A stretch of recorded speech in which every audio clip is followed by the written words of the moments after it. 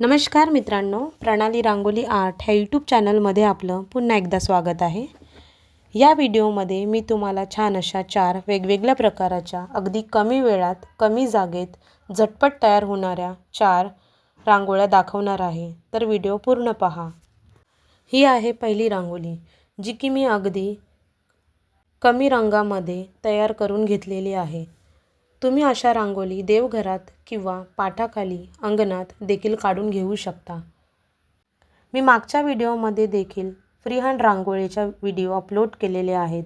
तसेच कोलम रांगोळी म्हणजेच टिपक्यांच्या रांगोळ्या, फ्रीहँड रांगोळ्या, तसेच व्हाईट म्हणजे सफेद रंगाने एका रंगाने काढता येईल अशा रांगोळ्या देखील यूट्यूब चॅनलला अपलोड केलेल्या आहेत.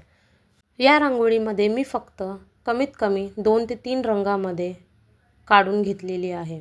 तुम्ही तुमच्या आवडीचे देखील रंग भरू शकता. इथे मी मध्यभागी स्वस्तिक काढून घेतलेला आहे. तुम्ही या जागी तुमच्या आवडतीचे चिन्ह म्हणजेच स्वस्तिक तर 10 झालेच, ओम, श्री, स्वस्तिक, अजून बरेच काही, शंख हे देखील तुम्ही काढून घेऊ शकता. आता पाहूया दुसरी रांगोळी.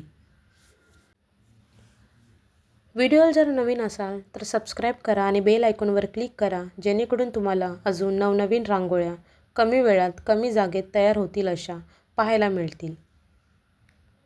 सकाळीच्या घाई गडबडीमध्ये आपल्याला सकाळी रांगोळी काढताना विचार करावा लागतो की कुठली काढायची, कशी काढायची, किती वेळ लागेल. तर तुम्ही ही व्हिडिओ पूर्ण पहा. ही रांगोळीची व्हिडिओ फक्त आणि फक्त तुमच्यासाठी आहे. अगदी कमी वेळात कमी जागेत झटपट तयार होतील अशी रांगोळी आहे. दिसायलाही सुंदर दिसते आणि युनिकही वाटते.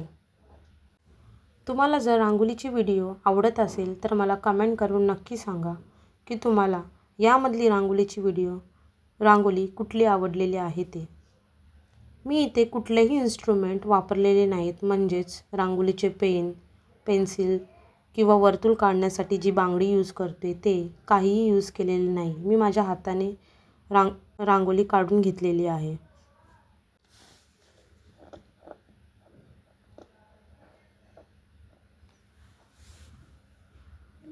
तुम्ही यामध्ये मध्यभागी छान असा दिवा जरी ठेवला तेही रांगोळी अति सुंदर दिसून जाईल. ही आहे तिसरी रांगोळी.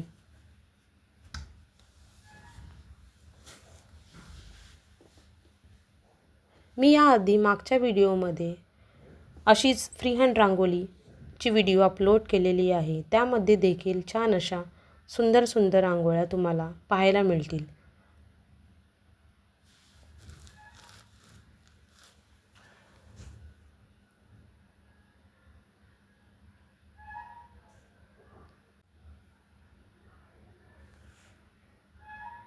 हे पहा, मी फक्त आणि फक्त माझ्या बोटाच्या साहाय्यानेच रांगोळीला आकार देत आहे. तुम्हाला इथे कुठलेही इन्स्ट्रुमेंट वापरायची काहीही गरज लागणार नाही. तुम्ही पेनाच्या ऐवजी एका अगरबत्तीची काठी सुद्धा वापरू शकता. आता पाहूया चौथी रांगोळी.